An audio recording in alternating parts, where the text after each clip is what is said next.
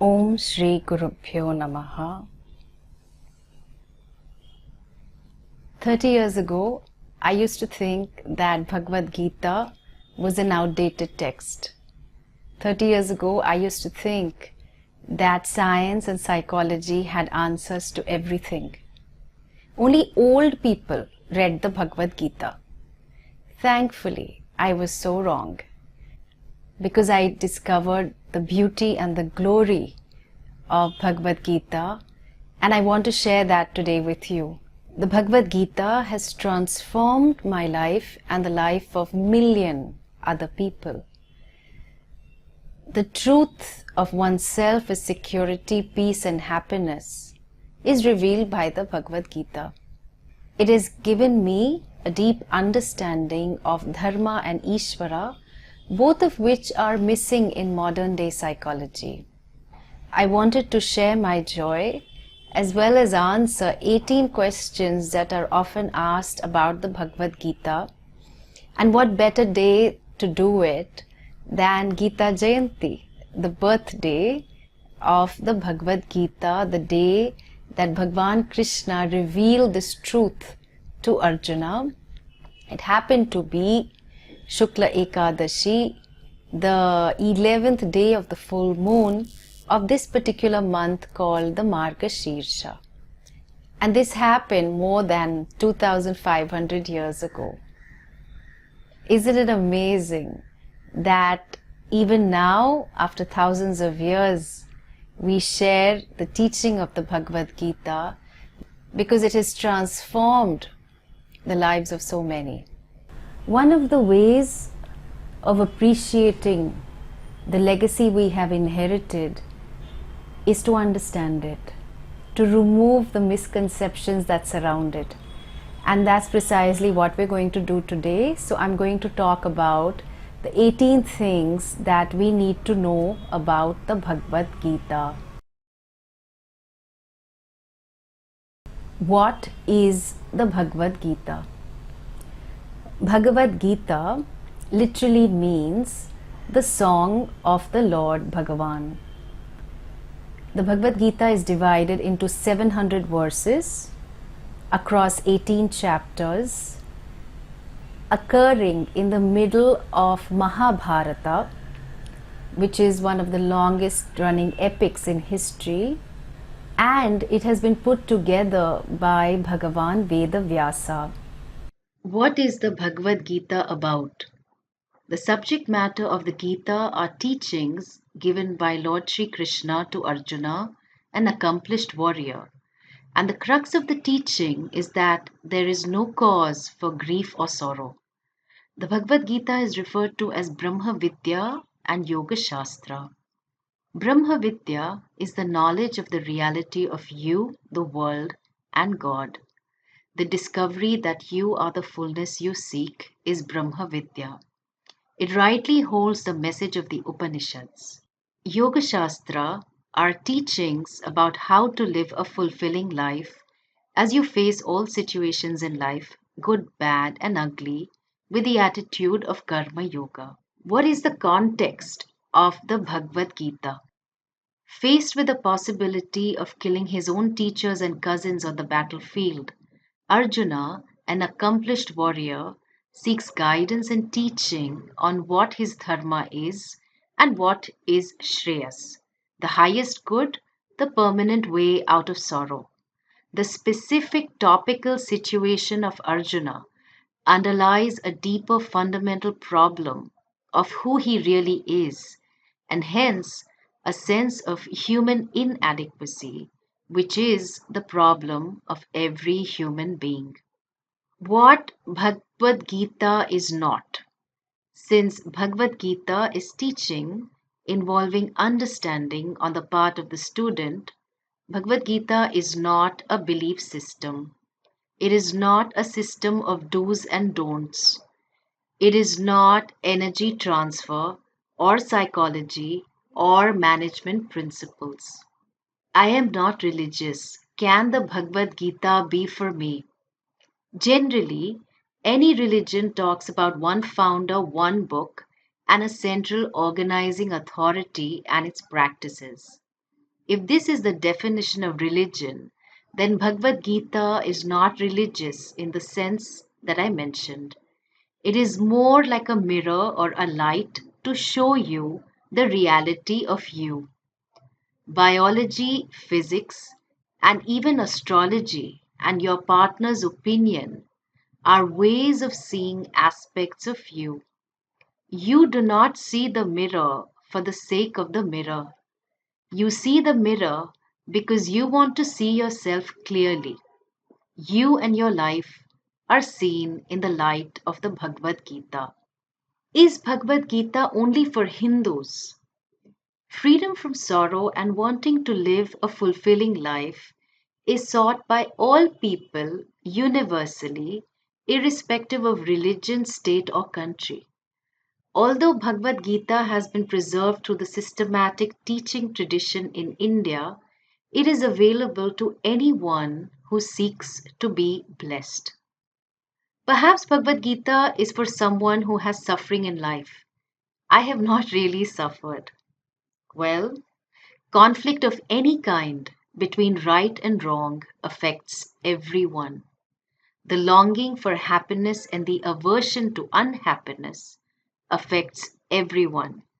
Clarity on our short term and long term goals is sought by everyone. One thing that human beings cannot do is reconcile with our suffering. We're always trying to eliminate it, and the Gita does the job. It is a definitive book on the understanding of dharma. It is a definitive book on the understanding of dharma, the universal framework of ethics, and moksha, freedom from a sense of bondage. Those who read Bhagavad Gita may leave their families. Comment. Nothing could be further from the truth. Bhagavad Gita talks about dharma, the appropriate thing to do in a given situation. In fact, people who study the Gita become far more responsible and responsive to their families than ever before. Bhagavad Gita sounds ancient. Is it relevant for contemporary times?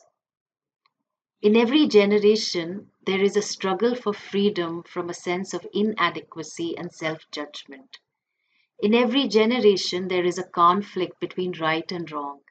In every generation, there is a seeking of answers about the nature of the universe, who we really are, what is the nature of God. In every generation, there is a seeking of well being and a freedom from sorrow for good. As long as these issues continue to be there, Bhagavad Gita's timeless teachings will be relevant. If the dialogue of teaching was between Arjuna and Krishna, how does it concern me? Literally, the dialogue was between Arjuna and Krishna. Symbolically, the dialogue was between a student, someone seeking to know about dharma and moksha, and a teacher, someone who knows the truth. Figuratively, the dialogue was between Jiva, the individual, and Ishvara, the Lord. In fact, all through the Bhagavad Gita, there is a word that appears which says Sri Bhagavan, and the second word is Uvacha.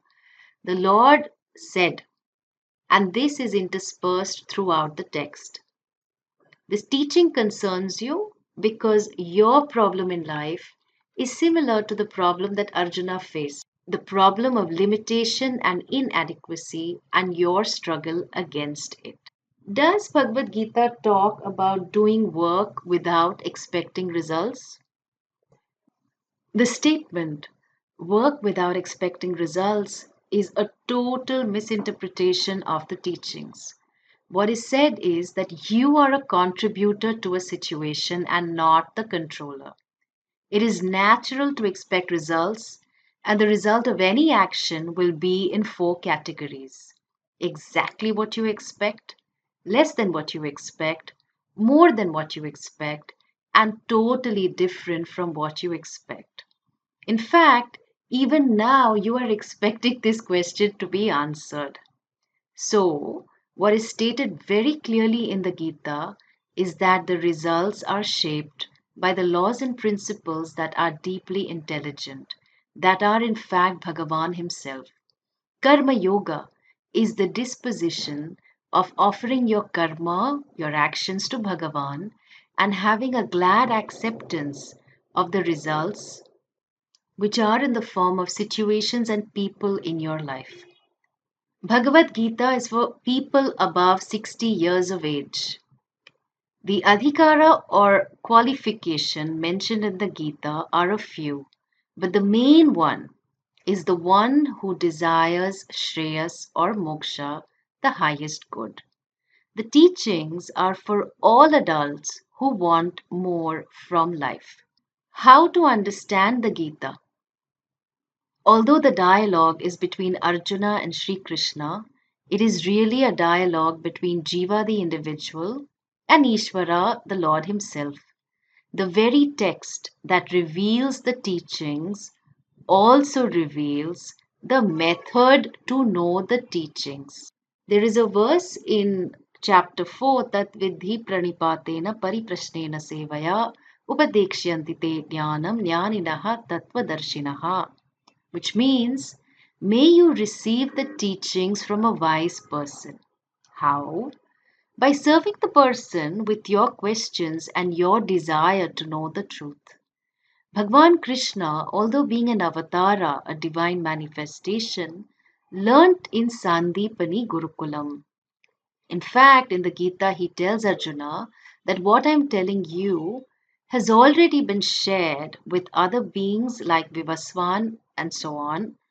And this parampara is a flowing tradition, a teaching tradition. Each shloka, if studied systematically, reveals the total vision of the Gita. There are so many interpretations of the Gita. How does one decide? The teaching tradition recognizes the role of Shruti, Yukti, and Anubhava. Shruti is revealed knowledge by Bhagavan, Yukti is logic and reason, and Anubhava is your experience and recognition of the same.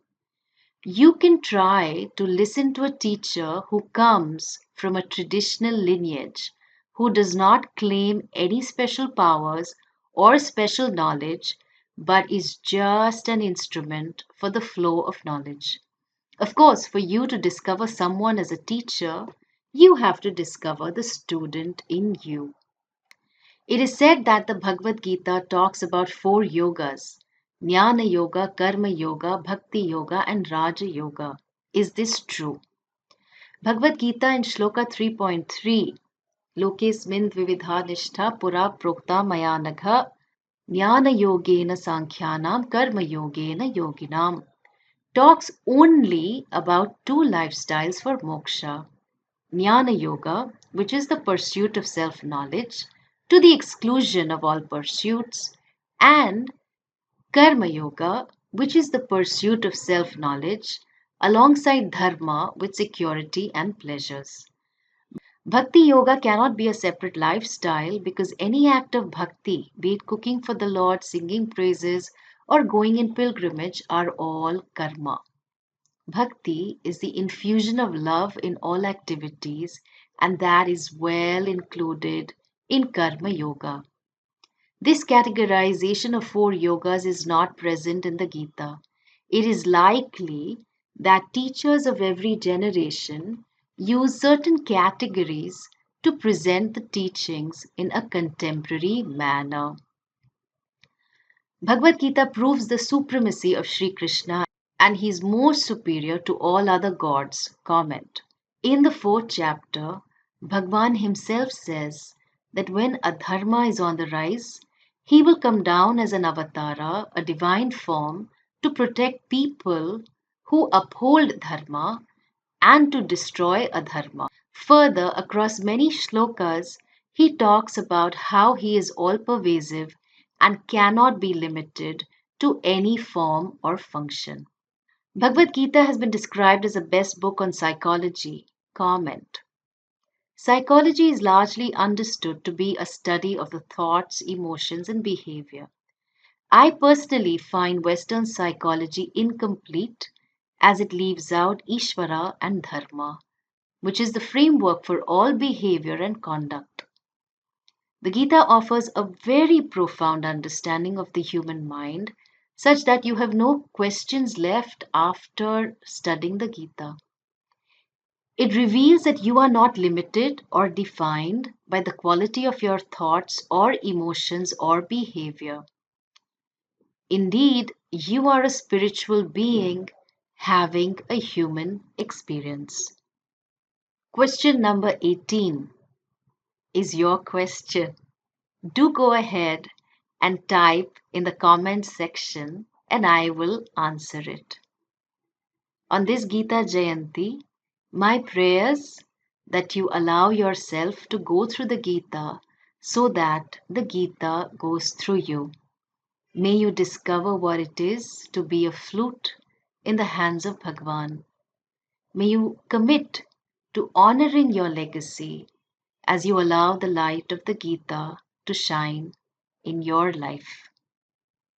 Om Vasudevasutam Devam Kamsachanuramardanam Devaki Paramanandam Krishnam Vande Jagadgurum. Om Shanti Shanti Shanti. Harihi Om Shri Gurubhyo Namaha. Harihi Om.